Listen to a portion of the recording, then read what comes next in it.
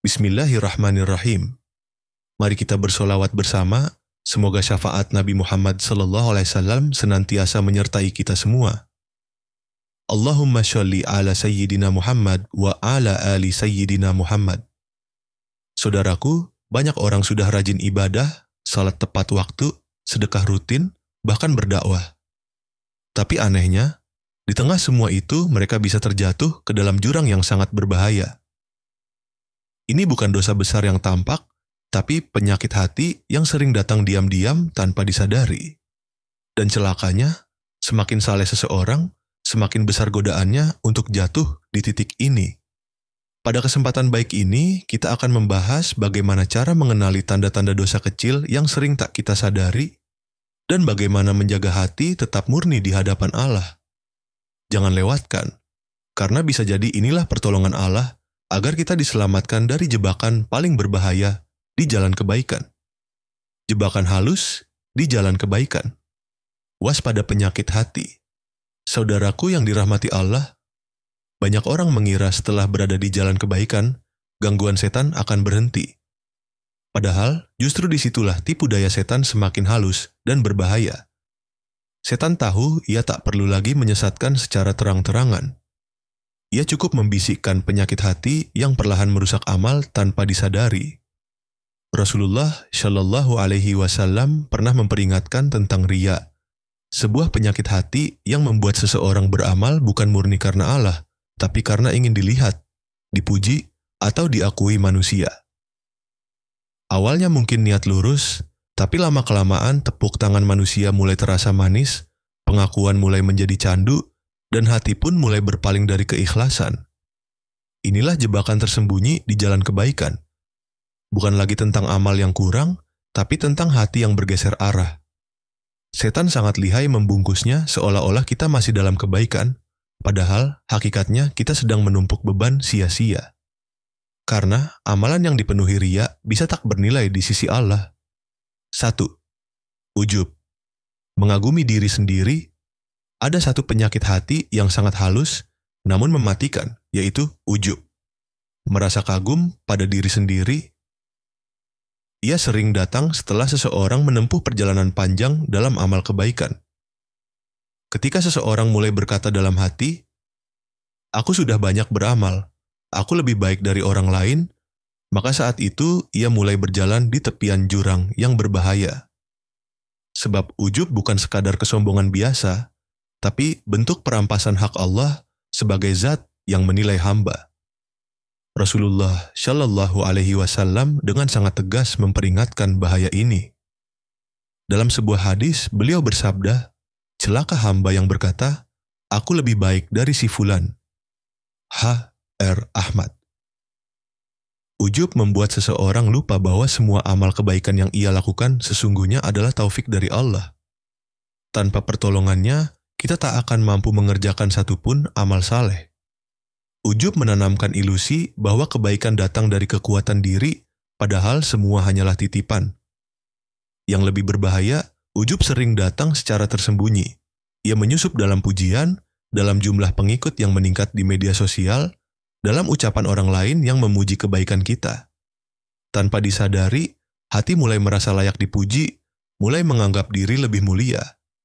Padahal boleh jadi seseorang yang tampak sedikit amalnya justru lebih mulia di sisi Allah karena keikhlasannya, sedangkan kita hanya mengumpulkan angka tanpa roh. Para ulama besar dahulu justru menangis dalam ibadah mereka.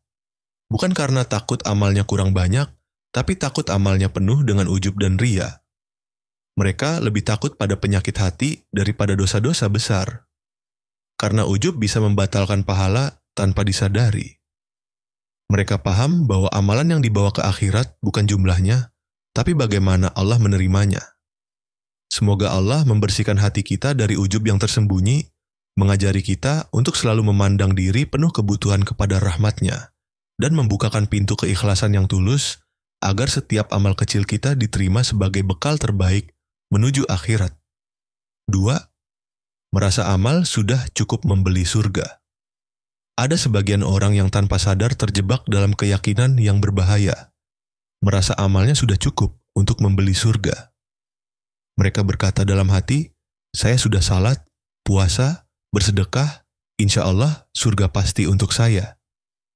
Padahal di balik semua amal yang kita lakukan, ada rahasia besar yang harus selalu kita sadari. Surga bukanlah transaksi yang dibeli dengan amal, melainkan hadiah dari rahmat Allah. Rasulullah Shallallahu Alaihi Wasallam sendiri, manusia paling sempurna amalnya, mengajarkan prinsip ini dengan sangat gamblang. Beliau bersabda, tidak seorang pun masuk surga karena amalnya. Para sahabat yang mulia pun terkejut dan bertanya, termasuk engkau, wahai Rasulullah? Beliau menjawab, termasuk aku, kecuali Allah melimpahkan rahmatnya kepadaku. HR, Bukhari, dan Muslim. Betapa dalam pelajaran ini, bahkan Rasulullah Shallallahu Alaihi Wasallam yang dosanya telah diampuni pun tetap bergantung sepenuhnya pada kasih sayang Allah.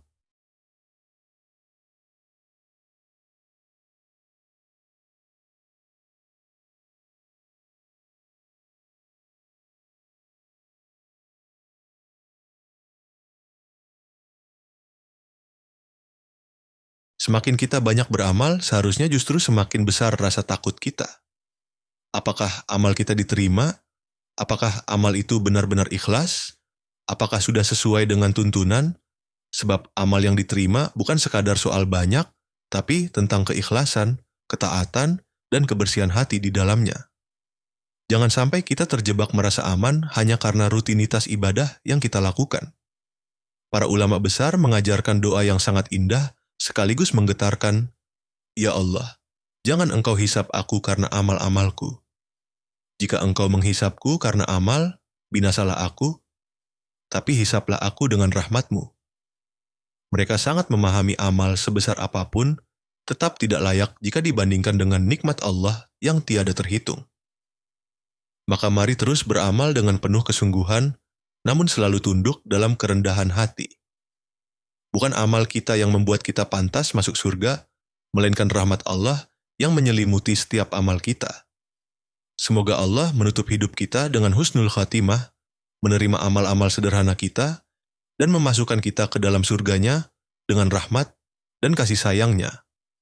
3. Meremehkan dosa kecil salah satu jebakan halus dalam perjalanan iman adalah saat seseorang mulai meremehkan dosa-dosa kecil. Mereka berkata dalam hati, hanya dosa kecil toh Allah Maha Pengampun. Padahal kalimat ini menyimpan bahaya besar karena di balik dosa kecil yang diulang-ulang, terkumpul beban besar yang mungkin akan memberatkan di hari penghisaban. Para ulama sering mengingatkan, jangan lihat kecilnya dosa, tapi lihatlah kepada siapa engkau bermaksiat. Setiap dosa, sekecil apapun, sejatinya adalah bentuk pelanggaran terhadap kebesaran dan kemuliaan Allah. Ketika kita meremehkan dosa, itu bukan hanya soal besar kecilnya perbuatan, tapi bagaimana kita menyepelekan kehormatan Sang Maharaja, Rabbul Alamin. Dosa kecil yang terus-menerus dilakukan